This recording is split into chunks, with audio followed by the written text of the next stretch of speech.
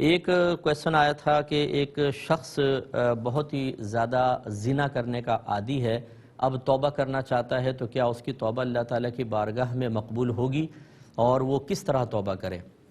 دیکھیں، مسئلہ یہ ہے کہ پہلی بات تو یہ کہ اگر آدمی زمین اور آسمان کے درمیان کو اپنے گناہوں سے بھر دے تو اللہ تبارک و تعالیٰ کی رحمت سے مایوس نہیں ہونا چاہیے۔ میں اس کی ترغیب نہیں دے رہا ہوں، لیکن مایوسوں کو مایوسی سے نکالنا مقصود ہے کہ اللہ کی رحمت بہت بڑی ہے۔ ہم اگر کوئی گناہ کرتے ہیں یا کثرت گناہ کرتے ہیں تو اللہ کی رحمت کو کوئی نقصان نہیں ہوتا،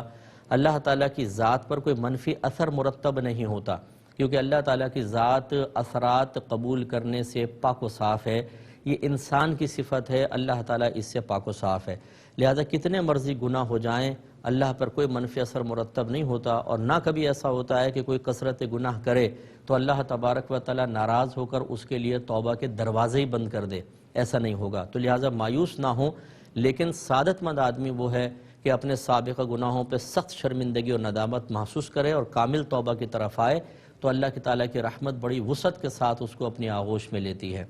اب اگر زنا سے توبہ کا ارادہ ہے تو اس کے لیے دیکھا جائے گا کہ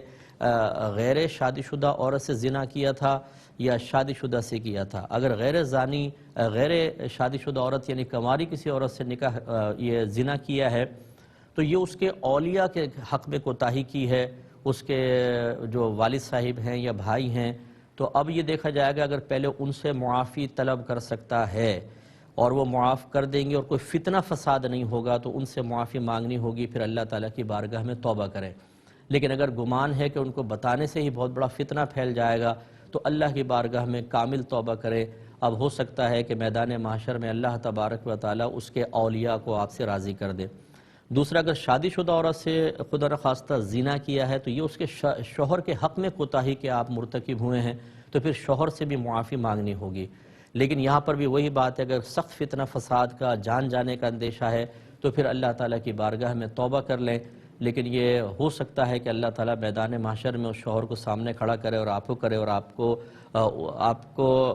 اس کا حق جو ہے وہ آپ کے نام اعمال میں نیکیاں نکال کر دلوایا جائے۔ اس لیے کامل توبہ کریں اس کے شوہر، اور اس طرح کنواری اگر کسی عورت سے ہوا تھا تو اس کے اولیاء کے لیے کثرت سے دعائے بخشش و مغفرت کریں، ان کو بہت زیادہ ایصال ثواب کریں تاکہ اللہ تعالیٰ بروز قیامت اس کے وسیلے سے آپ کو اور ان کو آپس میں راضی کر دے، اور اللہ کی بارگاہ میں ندامت سے توبہ کرتے ہوئے آئندہ کبھی اس گناہ کے قریب بھی نہ جائے۔